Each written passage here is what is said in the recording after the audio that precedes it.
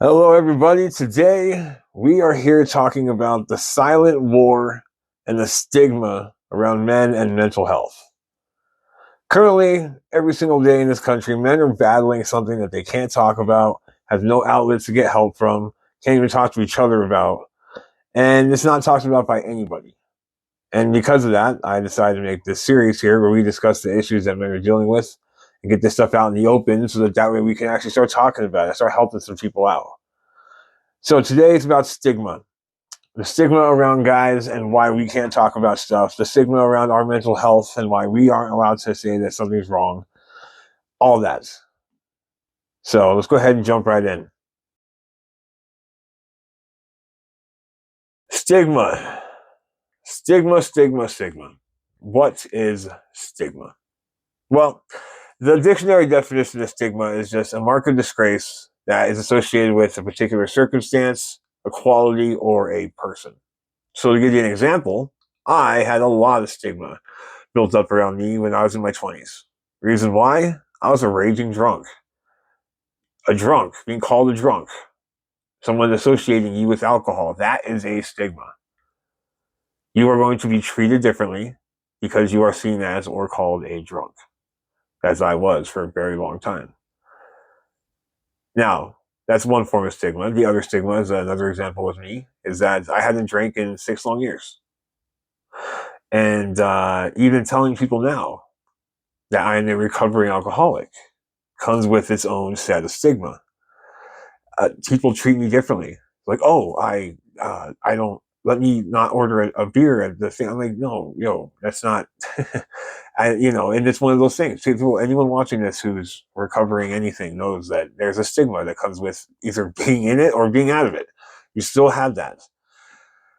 Stigma is something that is just used with everything all across the world. Lots of stigma around all kinds of things, and good and bad. Now, in this case, with men and mental health, this is a bad example. Men throughout the eons of societies all across the world have been seen as this pillar of stoic, silent strength that are able to hold their own when stuff's going down. And they are able to, no matter what, just kind of shrug it off, right? They say, what's going on? How are you doing? And it says, oh, I'm good. It's all good. No matter what's actually going on up here. Well, that is um, an idea that hasn't really gone away, even today in current society. Yes, we're talking more about men's mental health and all this stuff's going on, but it's just the tip of the iceberg. I mean, if you look around, there's hardly anybody talking about this. So now, that being said, it doesn't help much either that guys throughout their youth are pretty much sculpted into these ideals of that is how it's supposed to be. Guys are supposed to be able to suck it up. Guys are supposed to be able to handle it on their own. Now, as flawed as this logic is just from a societal standpoint, it is crippling to dudes all over the world because there's a reason that guys are the number one highest percentage of people taking their lives right now, because the stress and the factors when you, for example, feel that you can't suck it up, that you can't hold your own, that you need help. Well, there is no safety net right now built around here to help guys in this situation. Guys aren't going to help you. They're going to say, suck it up, pussy. Quit being a bitch. You're weak. Guys will hear that from their own fathers. Their best friends will say it to them. I personally have had emotional breakdowns with my friends, and nothing against any of my friends by any means. They're not therapists. They were not built to handle the blah of emotion that I was bringing their way in such an untactful manner that I did. But, same response in the end. What do you want us to say, man? Family, same deal. And long story short, guys are not going to help guys in this situation. Most guys can't and are not built with the coping skills to be able to talk to someone else about mental health, whether it be their own or someone else's. A sad fact, but one that we have to admit if we're going to move forward with this. So you have guys who can't talk to their own guys about what they're going through. So that makes it very hard to even communicate about anything in general. And then on top of that, breaking away from the mold and trying to talk about it gets you shunned by the group that you're currently with. So again, that's stigma, crippling within men themselves. And then you look at society already thinking that men are supposed to stay within that bubble. What do we do? What do we do? And we will cover that. There are things that I think that we can do. But first, we need to dive into some of the silent war piece of this and kind of talk about what that means and what that looks like and why we call it that. So let's go ahead and dive right in.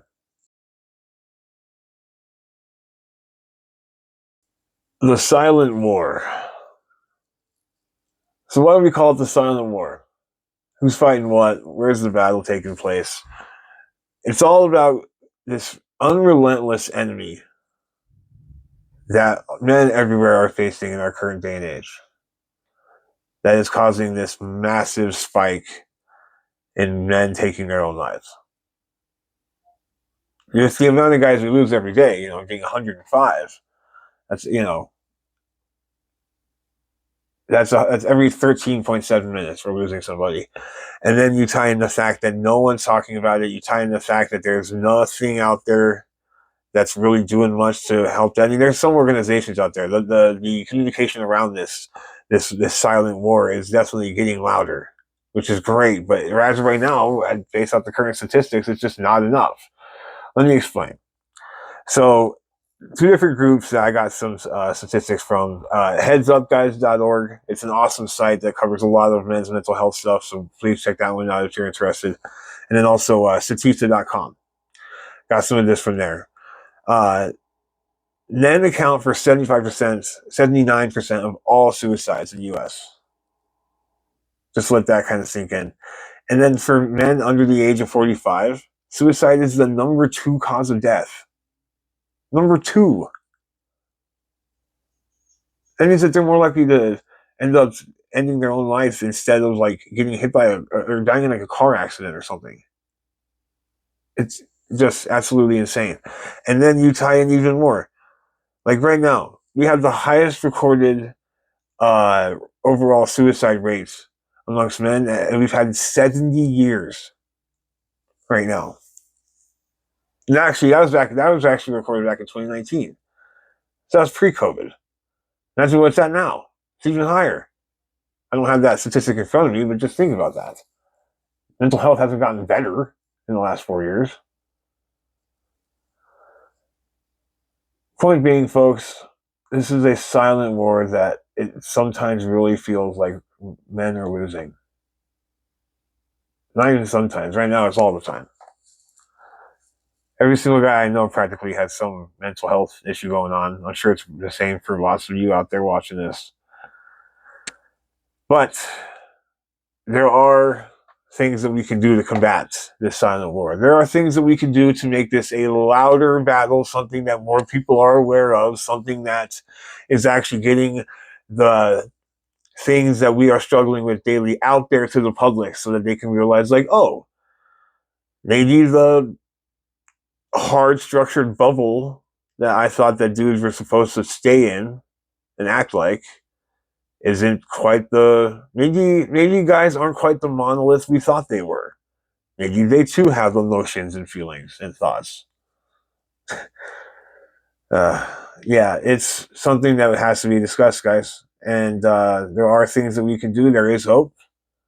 And that's actually what we're going to get into right now. We're going to talk about what's next. What are the next steps? How do we make this silent war a little more loud?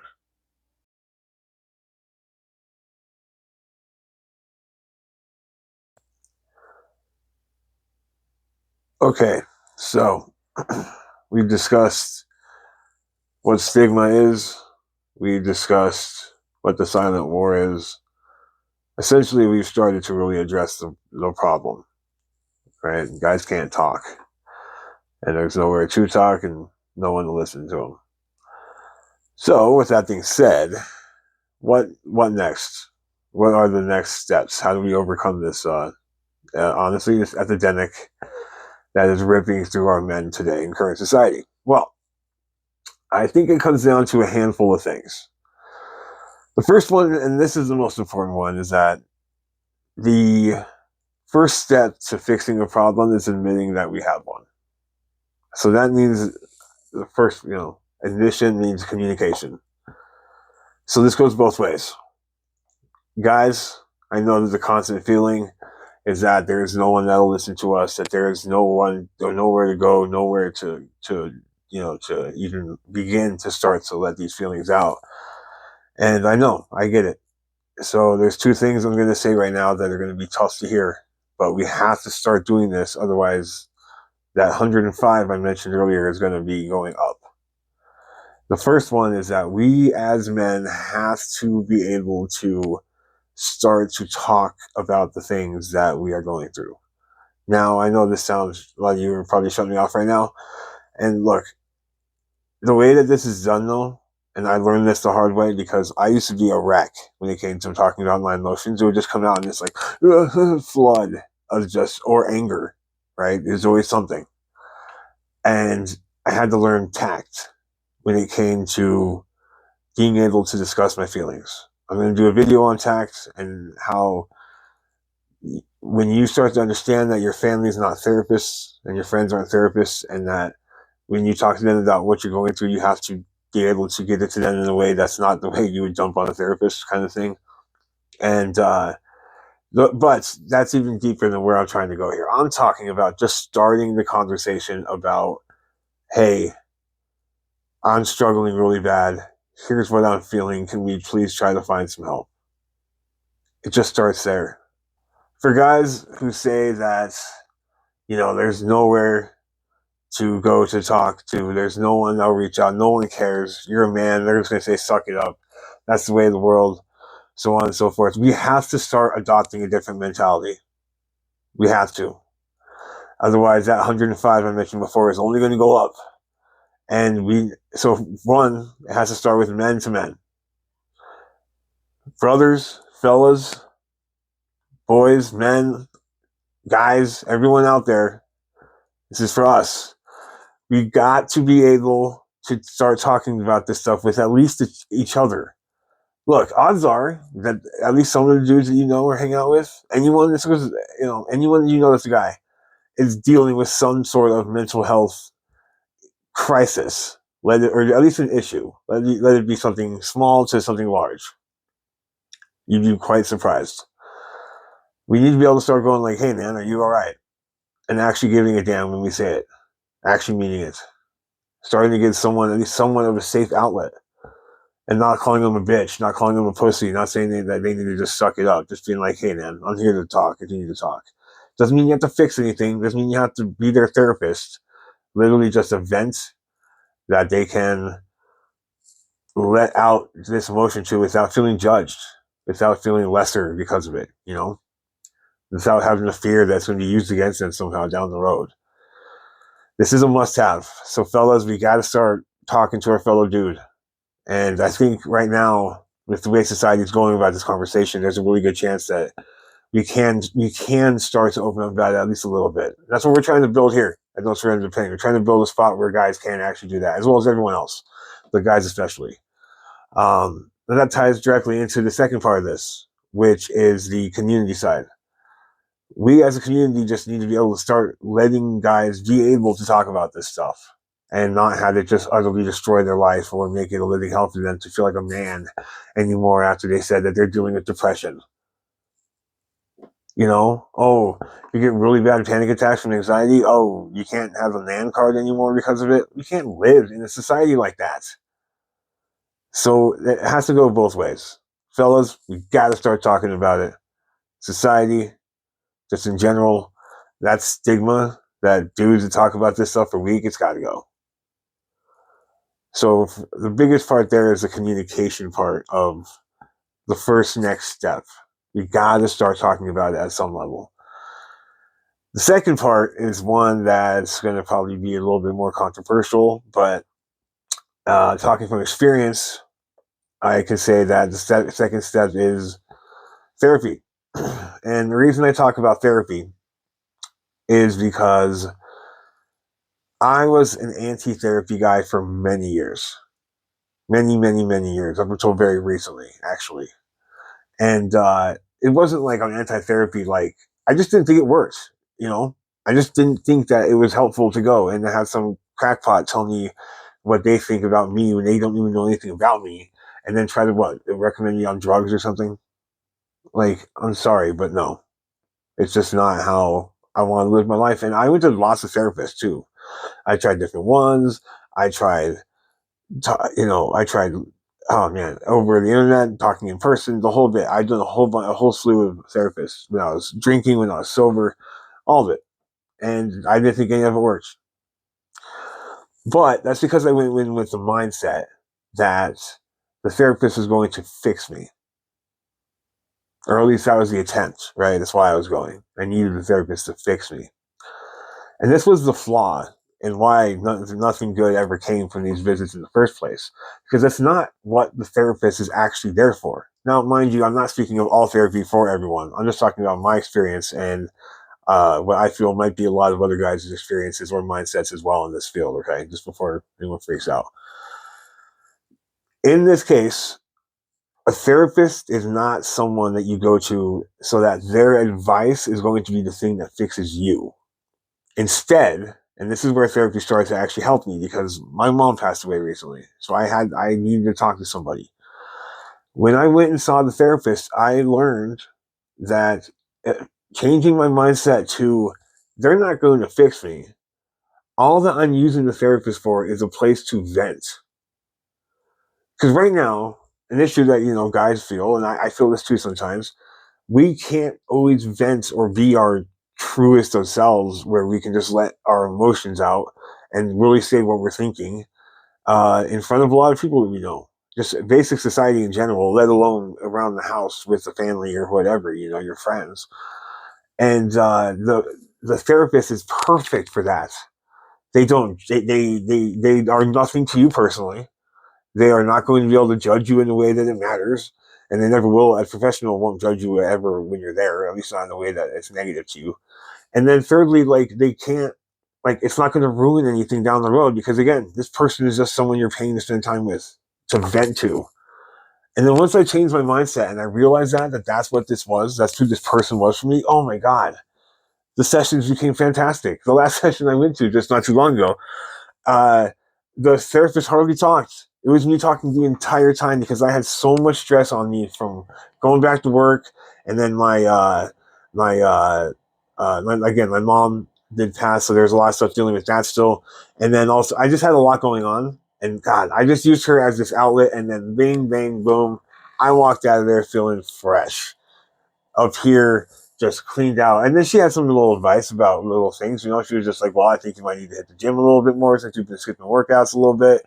And, this, and that. And I'm just like, you know what? That's a good plan. And she was just like, here, we're going to say you work out this day, and this day. You go do that. And the next visit, we'll talk about it. And I'm like, perfect.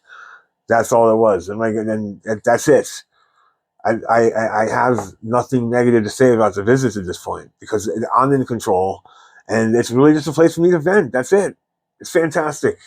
So, fellas, look, and I know for some people the cost is out of range. I'm only getting it through my work insurance, so I understand. Um, but if you can get it, and if you go in with the mindset I just explained, I really think therapy is a great place to kind of let all of that out.